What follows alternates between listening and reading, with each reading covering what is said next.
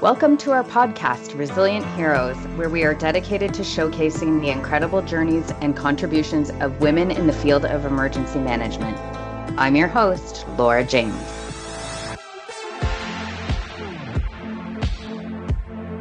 I'm really excited today. We have a special guest joining us, a woman who I have met in recent months who is excelling in the field of emergency management, brings a wealth of experience to the table at various levels of government and private industry in emergency management, and really has a unique background and story to tell as she continues her journey in emergency management and growing her program to the benefit of residents across the United States and elsewhere. So please join me this afternoon in welcoming Christie Minner, who is the Director of Emergency Management with Pafford EMS. So thanks for joining us this afternoon, Christie. Thank you. I'm really excited to talk to you, and I'm really excited to share your wealth of experience with our listeners today. And really what we're doing is trying to share the experiences of women at various levels in their career in emergency management, talk about some of the things that you did throughout your education and early in your career to really push you forward in positioning yourself in emergency management, chat about some of the challenges you've had, some of the opportunities that you see for yourself as well as for emergency managers in the field, and maybe even some advice that you would give to women who are considering really the rewarding field of emergency management when they're walking through, their education and how they should beef up their portfolios and how they can really get involved. So thank you so much for joining us, Christie. Thank you for having me.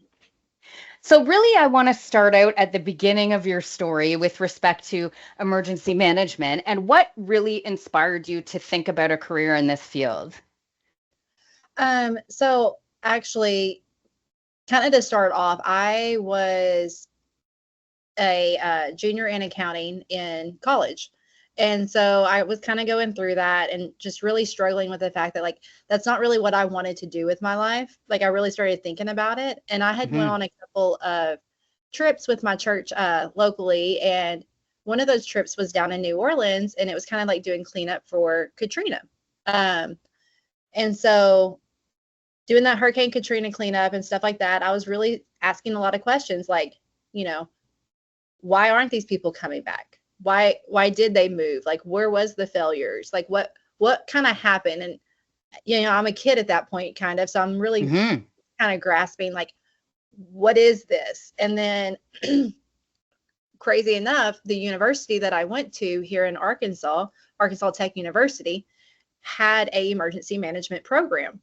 I had never heard the word emergency management, but I just happened to end up on campus not liking my major at the time, and I ran into someone just talking to him hey, some friends, and they're like, hey, I think you would really excel in this. I think you should kind of take a class, just see how you like it. So the more and more I started looking into emergency management, I'm like, that's the questions I was asking, in high school and all this stuff during cleanup for Katrina. And so it was just kind of like a light bulb, moment that hey, I think this is what I want to do. I want to help people. I don't want to be, necessarily tied to a desk every day. I want to be helping the community, making sure that they're prepared as possible. So that's kind of how that inspiration and the start of all of that really happened. It wasn't anything I knew at first. Yeah, and that's interesting, and actually a very common theme with the folks that we've been talking to on this podcast is that they actually didn't come out of high school thinking that emergency management was a career that they were going to pursue. It's really something else, some other aspect of their life that they were involved in sparked that interest. And then, those women started asking questions. So you're very much in the same bucket. So tell me a little bit about what you did when you were helping out with the Katrina response. So it was and honestly, I'm trying to think. We did it for a couple of years. We would go down and we would just start cleaning up lots. We would help, families that had been displaced, just in shelters and stuff like that, just giving them time, just someone to talk to, tell their story to. That's kind of how it started. And we were cleaning up lots for those families that wanted to rebuild. So really, it was that community connection that drew you in. You Yeah. were, so the boots on the ground and being able to speak to the people that were impacted was the thing that sparked your interest. Would you say that's true? Yes. Yeah. Okay. And I would say that's also a common theme with women in EM. It's really that community engagement piece. And maybe that is an emotional tie that sort of gets you asking the questions. How did this happen? How could I help? What can I do? Those types of things. So, okay, you said then you went back, realized there was an actual stream at your college for this particular subject, and did you just take one course? How did you make the leap into emergency management full stop? So yeah, I took one course, one semester, just to be like, because again, I was in accounting. Mm-hmm. I was like, this is not for me. But Totally different field. right? But we could take electives. And so I was like, well, I'm just going to take this. I'm going to see what it is, And so I sat through it and I really enjoyed it. It was introduction to emergency management. So, I mean, it was, Mm-hmm. that 30,000 level, and like you learn a little bit of everything, but not really much of anything kind of, it's because it's so high up. And so I was just sitting through that and I realized, hey, I have so many more questions. And from there, it just kind of spiraled. And then I was like, okay. And I changed majors and just dove headfirst into it. And then it was sort of, so tell me about that. So how long was the program?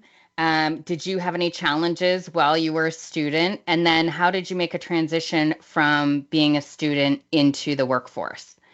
So since I had already made it so far into the other program, a lot of my accounting classes, then once I transferred majors, a lot of my accounting classes counted as electives.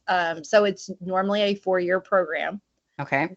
I did it in 2 because I'd already had so much. I'd already had like my basics and I'd already had all my electives and things like that. So my last 2 years of college were nothing but emergency management courses. Oh, that would be amazing. Oh, it was great. Loved it. And then our last semester, we had to do a internship. So my internship was for the Arkansas Department of Emergency Management. And during that time, they were doing a big national level exercise for the New Madrid fault line. And it's with the 8 states that would be affected. And it was a big federal exercise. It was a 7-day, 24 hours, like nonstop drill. What a perfect thing for you to be exposed to. Right. And again, at that time, you don't really know a lot about emergency management. I'd only been in it for 2 years. And I'm like, there's so many different ways avenues to start. Mm-hmm. Well, I started in training and exercise, and I have to say I fell in love with it. So Same. So exciting. Yes.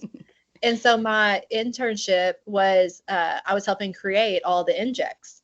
So I was working on that master scenario events list, working on all the planning and everything, and just literally let it just consume my time. Like I loved every second.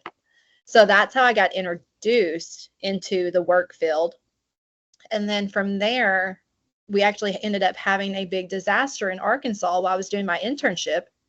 And they were needing public assistance. Like they're hiring just part-time staff for that. Right. And so my internship was coming up.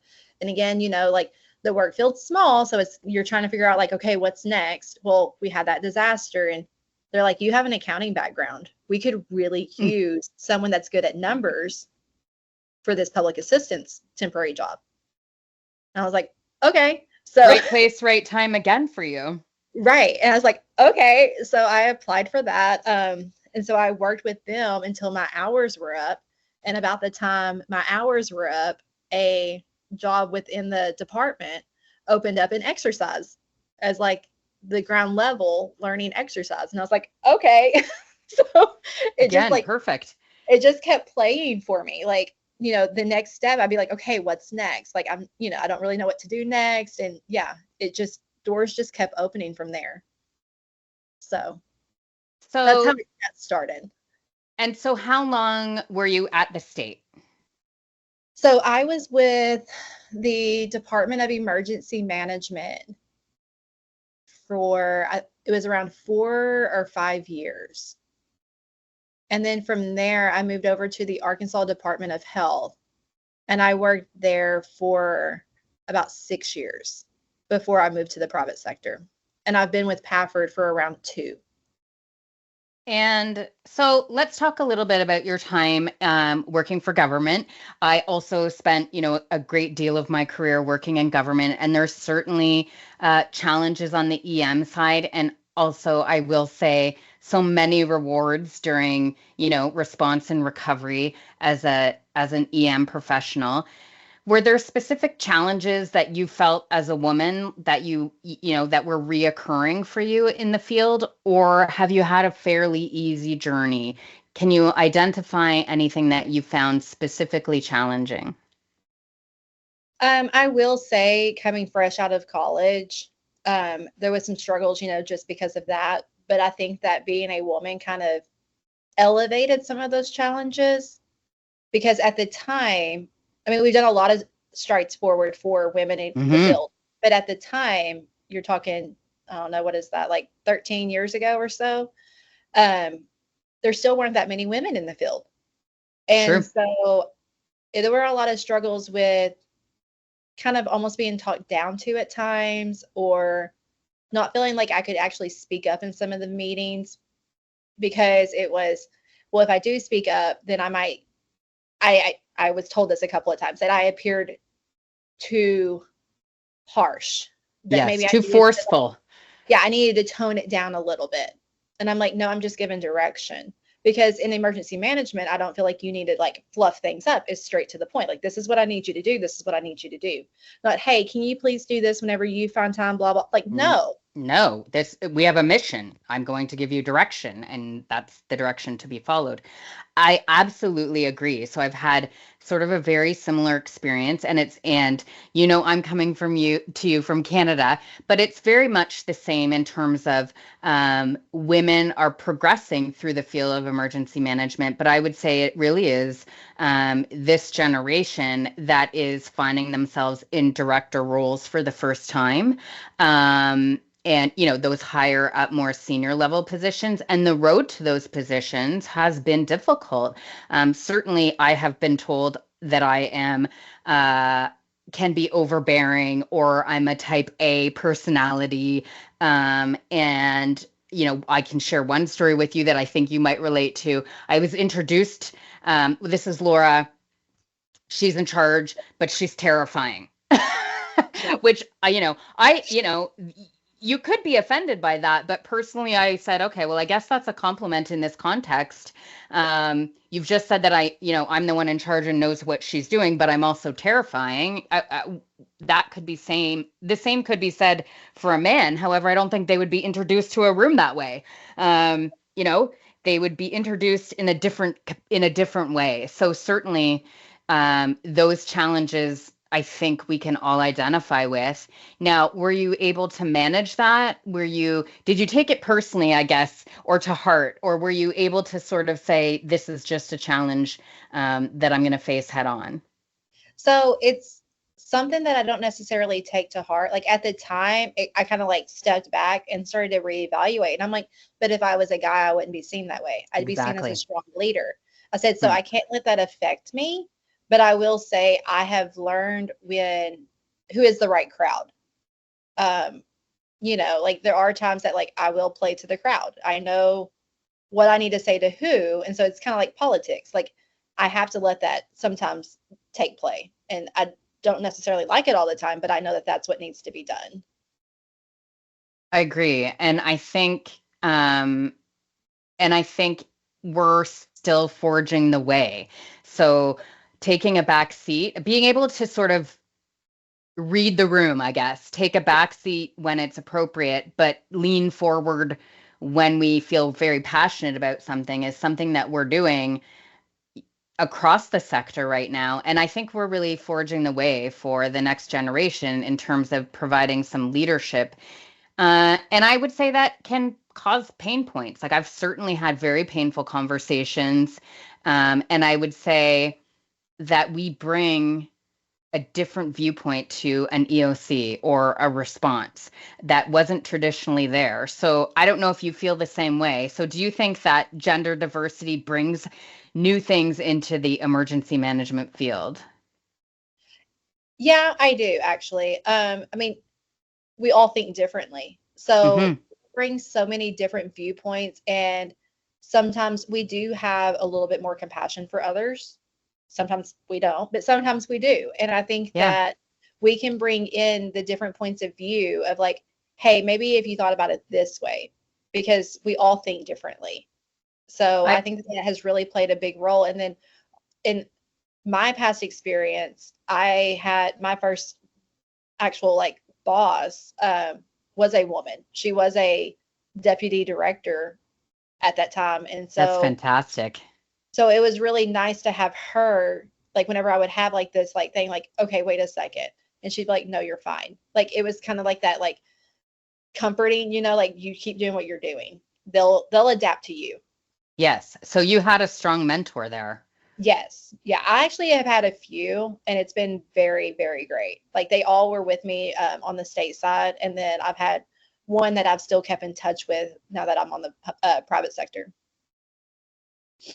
Yeah. So, and I think that's important. So, would you say that having, identifying mentors within each of the organizations that you've worked in has helped you in your career?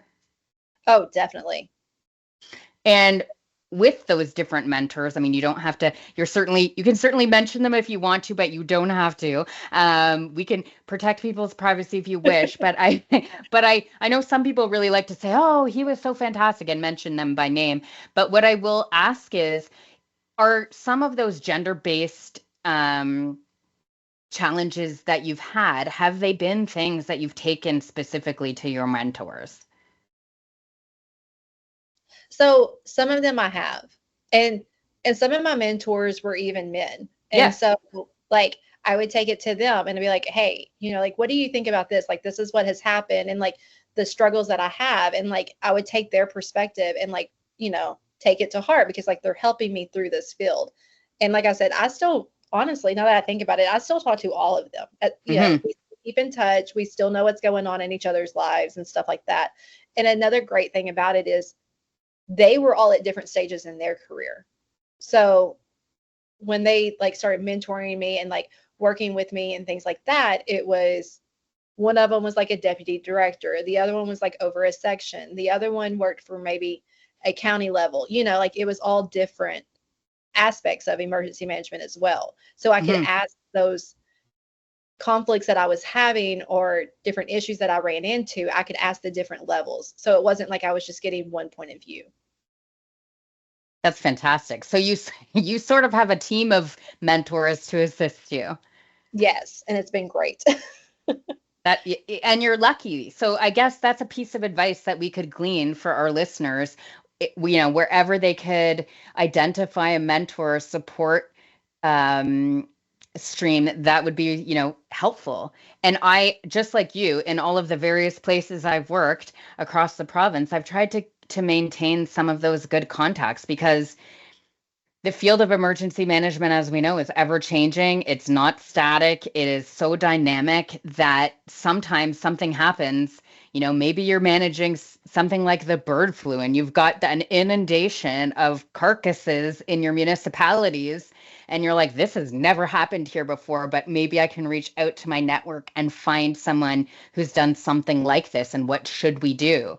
So it sounds like you do that as part of your standard operating procedure. Oh, definitely.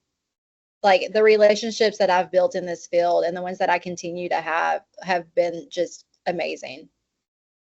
And I think you and I met sort of off the cuff on a side project, and then we've kind of bonded through our experiences in emergency management. And I think that's something that women do quite frequently. I can't tell you how many of my friends in the last decade have been people that I have worked with on presentations or met in workshops or conferences, and we are working through the same challenges. And then we end up, forging a friendship because we have had very similar experiences in EM.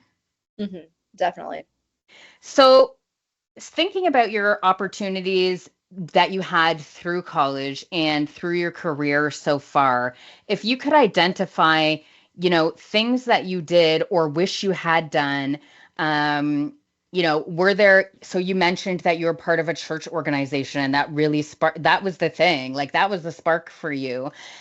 Would you make recommendations to listeners, like to get out in the community, try and find some volunteer organizations, see if this is really something for them? Yes, and I think that a lot of places, I mean, now with social media and things like that, I think we know more about disasters than we did, Mm-hmm. back then. It's really kind of ramped that up. And I think that with that, there's so many groups out there now that, yeah, definitely get involved in like a local community. There's probably a volunteer group in your area. And if not, there might be like, you have an emergency manager more than likely, but Yes. even like volunteer fire departments, if that's a thing in your area or something along those lines, like go and get out in the field and just kind of work with them and see what the possibilities are. And really what it feels like. See if it feels comfortable. I mean, you took a couple of years doing something and you realized this is not comfortable for me. Like this is not what I'm going to do for my career. Right. Um, so I think listening to that inner voice is probably important. And I think that women should really take some time to think about what feels right. What would make you comfortable every day, waking up, doing this job? How, are you rewarded? Do you feel like you're making an impact? Those things that, sometimes when we get out of high school and before moving to college, we're thinking about what's the most stable career, what's the best paying career, but not about the thing that would make us feel rewarded at the end of the day. Yes, and that is something that actually like I have really taken to heart is I've had job opportunities at different points and I'm like, but that's not like after looking at it, I'm like, I wouldn't feel rewarded myself. Yes, the pay's more, but money's not everything to me. And so really finding what you're passionate about because you have to wake up every day and do the job. So you don't want something to just keep chasing the money or keep chasing the title or keep at some point you're going to get burned out. Exactly.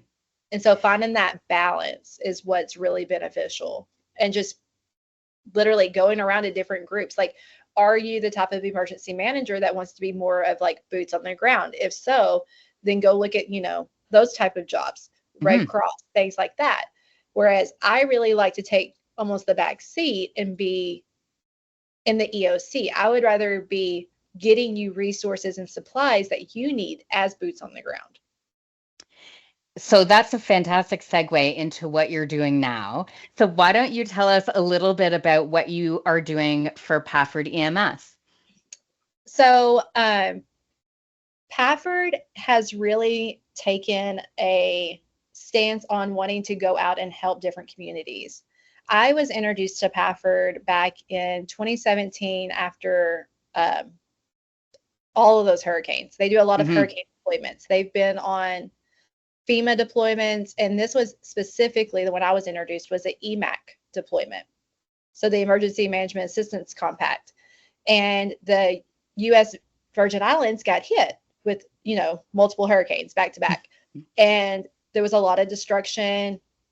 And there was this EMAC request that got sent out, like broadcast to everyone. It was like, we need ambulances. And so we need this many staff, for this many days, blah, blah, blah. You know how the requests come in. Yes, of course.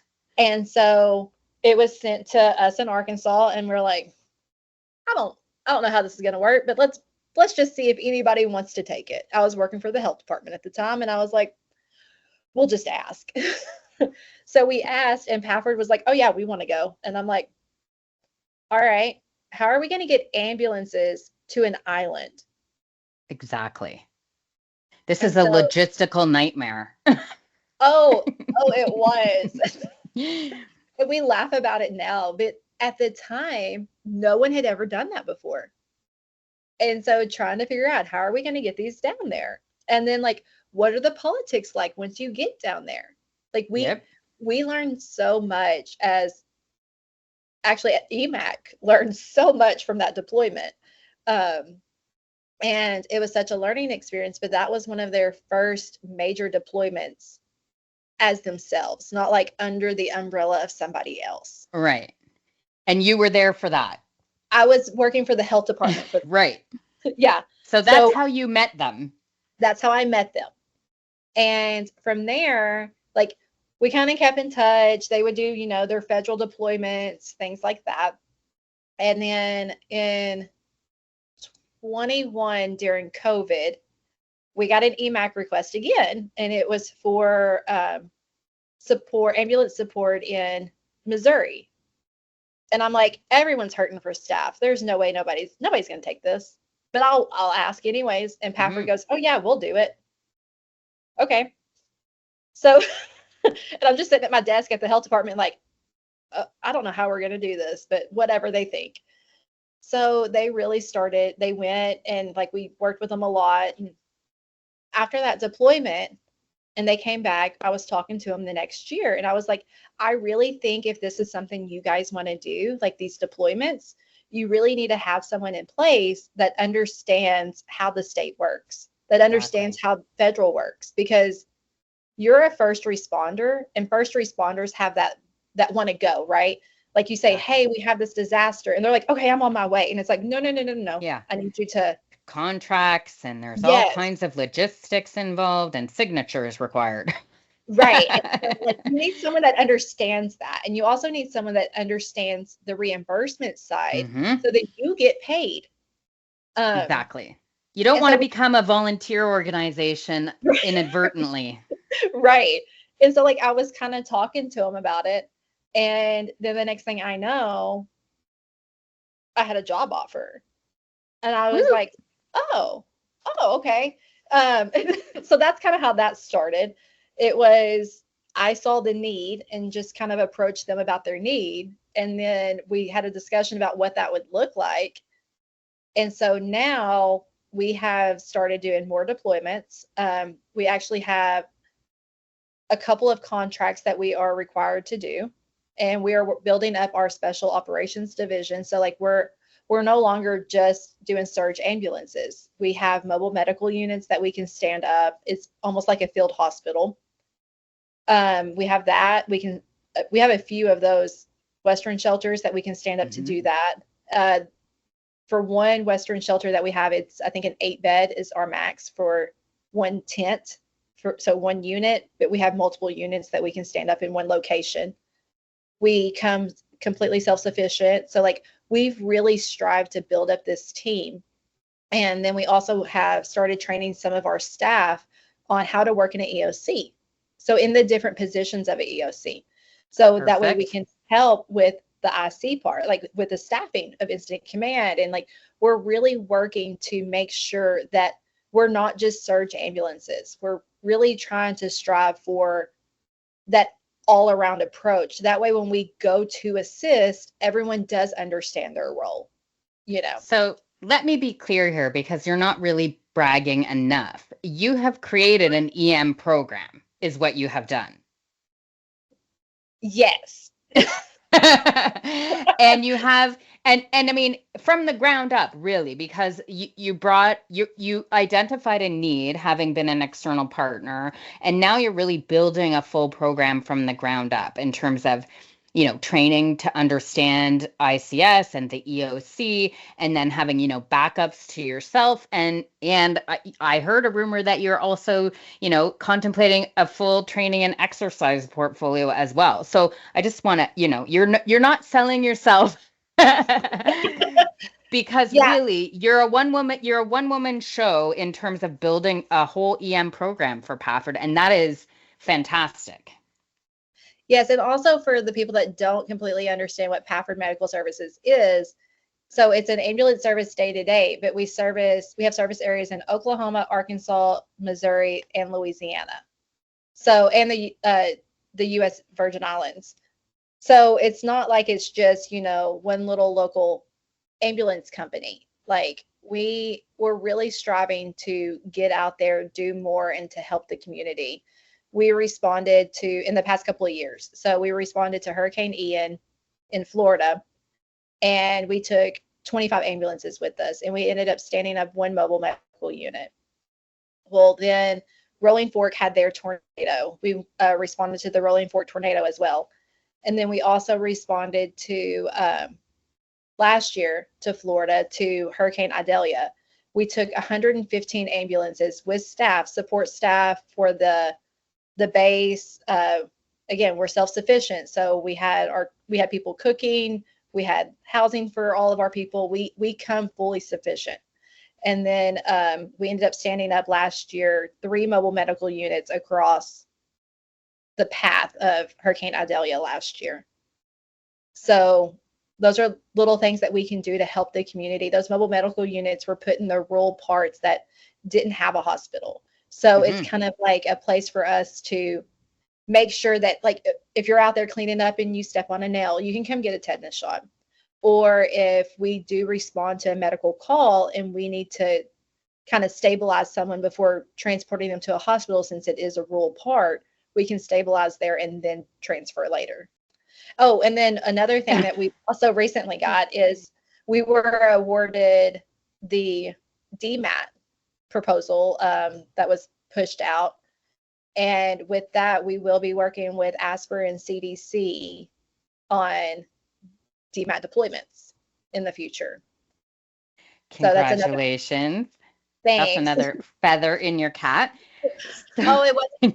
I will say this though, that was not just me. There was a huge team behind that here at Pafford. I'm sure. that worked on that.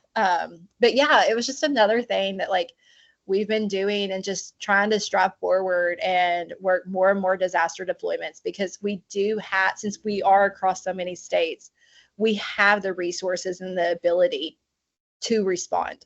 And then we also have a network of people that we can call on to assist us.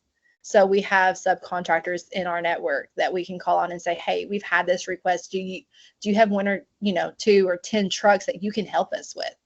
And so they'll come and they'll work underneath our umbrella of Pafford on these responses. It's amazing work that you're doing. When I get really excited about hearing, I mean, I love this story about getting ambulances. How do you get ambulances to a place you can't drive them to? I mean, that was one of my favorite stories when I first met you. And hearing the program that you're putting together, really, it is all about logistics and command and control from your position. And so talk to me about what have been like the biggest challenges for you, personally or professionally, moving from government to private, because it's a very different environment.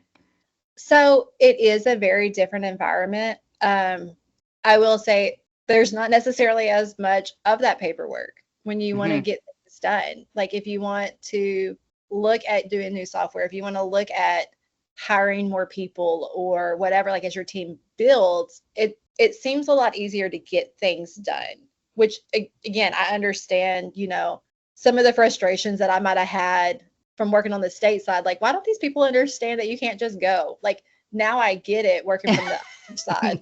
Exactly. It's like, why do we have to sign the same paper 10 times? Like, what? It's absolutely true. I mean, once you get to the other side, you understand the position of the people who just want to be on the ground helping communities, right? Yes. Who cares about the paperwork? But when you're on the government side, we absolutely understand, because all of us, at the end of the day, are answering to the same constituents. It's just a different way of looking at it, right?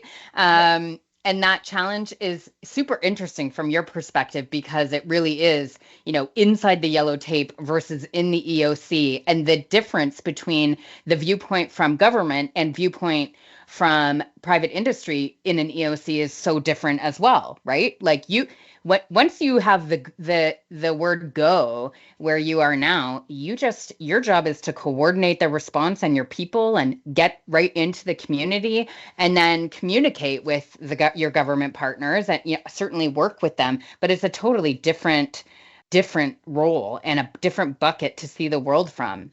It is. And so when we actually deploy, like for Florida, when we go down there, so my coworker and we get down there before the disaster, and most of our trucks will actually get down there before the hurricane hits as well.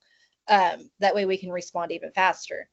We make sure everyone's safe, of course, but like, we get as close as we can to where we know it's safe. And then we actually work within the EOC there in the state of Florida. So we're working with the state health there, and which is right next to their state emergency operations center with everyone else. And so it's just the communication working as that liaison is so much smoother. And then I can explain to our people why, hey, this is why it's taken so long. This is where it's held up. This is what's going on. And like having that constant communication has really helped our staff out in the field not feel like they're left behind, or like, hey, we're still here. Have you forgot about us? Like we keep in that constant communication with them of what's going on the state side.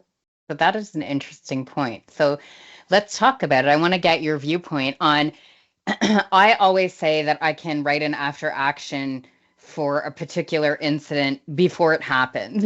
And I can tell you the top 3 failure points. Now, forgive me because we didn't talk about this before we went live, but the top 3 failure points for any emergency response from our side of as emergency managers. And I would say communications and coordinated communications is always number 1. And I'm wondering, now that you've seen both sides, as a government agency at different, you've been in multiple different offices, and now you see it from a private partnership side, and you've certainly had interactions with different governments because you serve more than just state government. Would you say that communication and the coordination of communication is the single point of failure? Always. Before you even said it, I was sitting here, I'm like, communication. I had this conversation with the local coordinator yesterday, and we were talking about something, and I said, if you ever fill out an after action report and communication is not listed, you didn't do it right. Yes. Like, yes. Or you're not telling the truth in your after action, right? It's either you didn't do it right or you're not telling the truth. But I can say, 20 years in, it is always, broken telephone, or someone is holding back key information, or we didn't coordinate properly or in a timely way, or information from site wasn't getting to the EOC. I mean, you can write it almost generically. So let me ask you, do you see sort of a way forward for us as EM folks, if we know and we can all identify that communication is where we all fall down? And I'm not pointing the finger at anyone. I think it's, as humans, it is a key failure point for us, even in our personal lives. But do you see that improving in the future? And I'll let me answer from my perspective before I force you to respond. I actually think, as we watch things unfold, we have certainly, you alluded to this earlier, with all the social media and access to information, we're behind the 8 ball now as responders. We're getting information now from the public and the communities who are deep in the damaged areas before we're getting it from official sources. That we're spending so much time on validation of information before we can respond, and official sources. But I'm hopeful that we can, as government entities and private partners, begin to create official communication channels that don't require such onerous verification, now that we can allow community partners to be part of the response. And we can now see, I will give yesterday's floods that were happening really across North America. Many of us were impacted in flash flooding events. To see what the public is posting, to give context to something that was before just a phone call. I think now, as emergency managers, when we get together at things like IAM annually, to start to think of better ways for coordinated communication, given all the platforms that we have, I really think we can start to look at it outside the box. And I'm hopeful that we can start to put an end to some of that communication failure as we move forward in improving our technology and our tools in that regard. So I feel hopeful. I don't feel like that will be the constant point of failure. We're no longer having to call the chief, and we're no longer dealing with busy signals. We have so many platforms for communication now. It's really about letting go of some of those stringent communication mechanisms and allowing for a more free flow of information. I'm hopeful that we'll get there. And I think that that is a key piece that as EM folks, we can push forward. But I'm wondering how you feel about it. Like, are you feeling still, what's the word, that we are stuck in the muck in that regard? Or do you feel forward movement in the sharing and the communication side? So I feel like we can get there. Also, I feel like we've made a lot of strides forward with it. But I also think, you've just alluded to the fact that Pafford is now sitting in the response. You're right there where it's happening. So, I mean, in that regard, I think we're light years ahead of where we may have been a decade ago. right. Like I'm sitting in the room with the decision makers. As the requests are coming through, I'm like, hey, and then I can turn around and tell our people, like with a message or however we're sending it to them, like, hey, this is what's getting ready to come your way. Get ready. Like, so for example, during Hurricane Ian, we had to evacuate a children's hospital. Well, it was the NICU that we actually needed to evacuate. And as I'm sitting in the room, hearing the conversations happening, I'm texting my main person on the ground, hey, this is getting ready to come your way. Make sure your people are ready. It's going to be a hard one because, again, we're talking NICU. It's hard either way, but when you start dealing with these NICU patients, it's different. And so, like, just make sure your people are prepared. Emotionally prepped. Yep. Right. And so it worked well because I was able to give them that heads up versus them just getting that and not really knowing what they're walking into. And I think that's huge for the psychological support of your own staff. Having just even the heads up just before is helpful so that they're in the right mindset when they're walking in. Right. And then that's something that we've worked on. And then also, though, for communication, I was telling like that local coordinator yesterday, he was like, well, how do we get everyone on communications like on the same radio frequency? Or we use here, it's called AWIN. So it's the Arkansas Wireless Network. And he was like, how do we get everyone to, use this? How do we get everyone to work on it instead of just calling on How do we phone? get buy-in? Yeah. And I was like, the way you get that is you really need to drill together. You need to train together, write a plan, let them know what the plan says, let them have input on the plan. We're no longer playing this telephone tree thing. Like we're not going down the list, we have so much more at our hands that we can work better with. And so I was like, people are going to, in a time of disaster, I kept telling him, I was like, people are going to go to what they know. So if you want them to change what they know, you need to keep drilling, keep training, keep drilling it into them. This is how it's going to work. And eventually that will become second nature. So therefore they're not going to pick up their phone and start calling, their friend, and then their friend called their friend and play the telephone game. Yeah, I absolutely agree. And I think in many aspects of listening to what you're doing, you're really trying to forge a lot of those partnerships to push the envelope forward.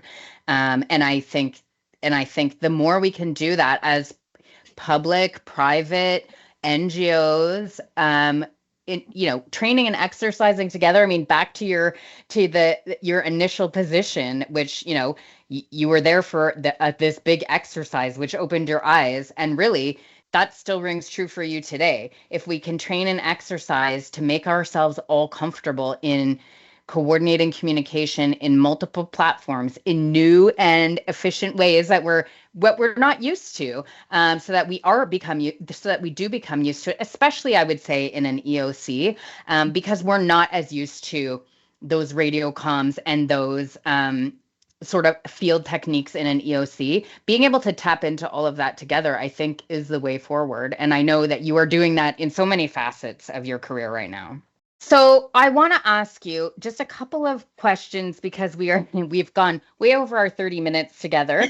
Because I could talk to you probably all day. I think we could commiserate and laugh about all of our experiences all day long. But what advice would you give to either a woman who's sort of, not feeling the passion right now about where they are in emergency management, whether they are burnt out because they've been dealing with so many responses, or, even just post-COVID. I know a lot of EM friends and family have been, just lacking that drive to push forward and not feeling the passion that was once there. or if we're talking to, young women who are interested in pursuing their career, is there advice that you would give them from where you're sitting right now that you think would be helpful? So the burnout thing, I mean, like It's real. everyone's gone through Yeah. that.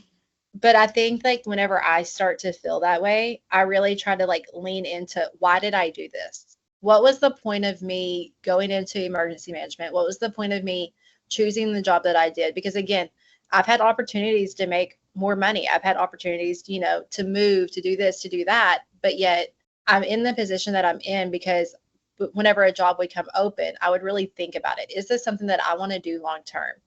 What's going to drive me to want to wake up and do that every day? And so I've really made strategic thought process behind everything that I've done in my career so far. It's never been just on a whim, like, hey, let's just see how this works out.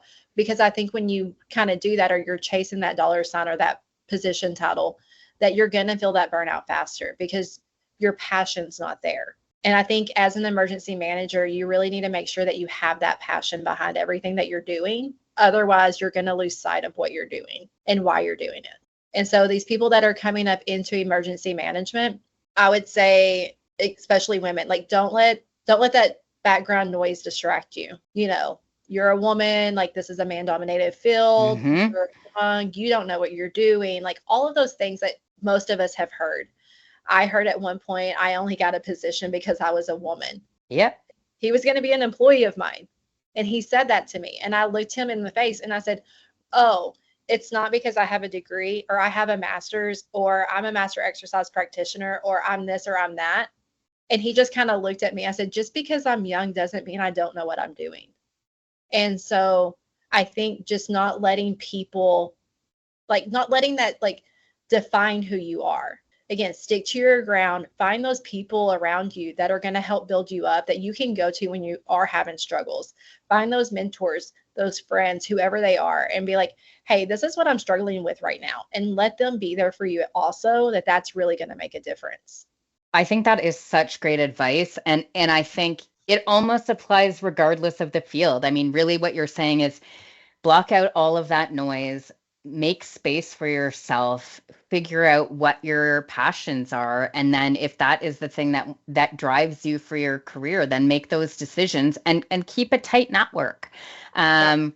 And I think regardless of whether you're going through school or you're having sort of that hump in your career where you don't know what to do, I think your advice of making space for yourself and just thinking about what would be best for you, in terms of, what are the things that you find most rewarding is super helpful. And then along the way, I think if you do that, and you are a perfect example, when you're really in tune with yourself and what you want as a female professional, those opportunities open up for you because you start feeling impassioned about what you're doing and others see that passion and opportunities really start to open. And I have found that with many women in EM is that those things that they find really important. So for example, if it's emergency social services and they really like working with folks and, helping them find a new home or dealing with them in the immediate aftermath, if that's the thing that drives you and you feel passionate about, then opportunities will start to open for you because others will feel that passion. And where you feel passion, you do great work. And I think for women, that oftentimes comes in, some of those roles that are, community based, and you have found yourself really in that command and control role, but you're looking at it as a commander and controller to ensure that communities are safe, and you're looking at it with a really empathetic lens, and that means that you are adding an additional focus to emergency response that I think probably wouldn't be there without that passion, that you took time in your own world to make the space for that and say, these are the things that make me feel passionate and I'm driven towards this. And then those opportunities open. So I think I can't think of better advice for anyone, regardless of their stage of their career. Take time, block the noise out, go for a hike, take a yoga class, meditate, journal, find a way to find what makes you happy. And then those things will start to open up for you. Right. Because I will say emergency management is not a job that you want if you want to be able to go home and like shut off everything every night. No, Like you're absolutely not gonna not. find that. So you're gonna have to find your avenues of like that somewhere else. For me, it's working out. It's, Yep. every now and then going on that trip. It's that kind of stuff, is trying to, find time for myself every day to where I can block out like, okay, here's me an hour. So. And I think that is great advice. As emergency managers, we know that it is not a 9 to 5 job. That is not what we signed up for. And in most cases, that's not our personality. I will answer the phone regardless of the time of day and whether it's Christmas Day or not. Right. I'm here to help. But you're exactly right. Finding that quiet time for ourselves is tough. And as women, we juggle so many things outside of work that I think it is extremely helpful to hear from you that you have been successful. You have taken all of those things and added them into your repertoire. And on a daily basis, you're trying to find that time for yourself. And I think that will be one of our podcast sort of recommendations that moves forward is, block out all the noise. Know that you are here for what you're impassioned about. Feel great about that, and find those people who are supportive and find the time for yourself. And you know what, I'll take 15 minutes at the end of the day if that's all I can get. That's it. I'll just head around the block for 15 minutes, but in that 15-minute time, I usually take that time to reflect on my day and think, what did I do today that is making a difference? And I love that piece of emergency management. Yeah. I do that during disasters too. If I need to take like that little quick walk around the building, I'll look at someone and be like, hey, I just need a second. Like, you got the phones for right now, and I'll take that little break just so when I come back, I know that I can be the best me during that response or whatever. Like, I'm not going to just lash out. That is such a great piece of advice. I'm also a huge proponent of what I say when I'm running an EOC is, the health and safety in this room is everybody's business. I certainly feel that I can watch people throughout a shift and see cracks forming. Oh, yes. And I can say to folks without any hesitation, go take 5. There's a couple of empty offices, call home, have a snack, go outside, whatever you need to do, you need to take a minute. And I actually think that that's one of the unique pieces that women bring to an EOC is that sort of maternal lens that we can look around and see some of the cracks form before they're very evident to others, and take that moment, whether it's for ourselves or for others in the room. And I think that is hugely important and something that we bring to the table that traditionally I don't think was there. It's like, you work your 18 hours, we're going to get through this. It's go, all hands on deck. But sometimes that 5-minute break, as you've said, is all you need. Just regroup, take a deep breath. I've made a really maybe there was one really tough conversation that is still bothering me, but if I take a moment to think about all the things we did today together, and allowing others to do the same, it means that we're forging ahead for the next hour in a much better position than we were a minute ago. Exactly. Christie, I have had so much fun talking to you. Thank you so much. Yes. And all I can say is what a wonderful EM professional you are. What a pleasure it is to have met you over the last few months, and I'm looking forward to the many years to come of working together. We chatted about, we're both going to IAM in the fall, and getting out for a hike together would be a great thing for us to do. If we can encourage other women whenever they have a chance to get together from all areas of EM and get out there and do something social together, because it's really nice to be active and then chat about some of their challenges and laugh about some of that together. Definitely. Those relationships are the best. So thank you so much, Christie. And I would say that if any of our listeners want to reach out to you, are you open to having chats with them about things that they're doing in EM, potential partnerships or challenges? Oh, definitely. Fantastic. So we will, if you're okay with that, in our show notes include your email so that folks could contact you if they need to. And I just want to say thank you. And I hope that the next few months are quiet and manageable for you, but that's not what's forecasted. I know. Thank you so much, though. It's been great sitting here talking with you. Thanks, Christie. In an upcoming episode of Resilient Heroes, Christie will return to share her firsthand experience from the front lines of the 2024 hurricane season. Join us as she opens up about the challenges, pivotal moments, and valuable lessons learned during her deployment. This is an episode you don't want to miss. Stay strong, stay prepared, and keep rising, Resilient Heroes. Until next time. The opinions expressed on this podcast are those of the hosts and guests and do not necessarily reflect the views of Buffalo Computer Graphics. All content is for informational purposes only. Are you or someone you know a resilient hero and would be interested in contributing to our podcast? We would love to hear from you. Please contact us at RHpodcast@buffalocomputergraphics.com.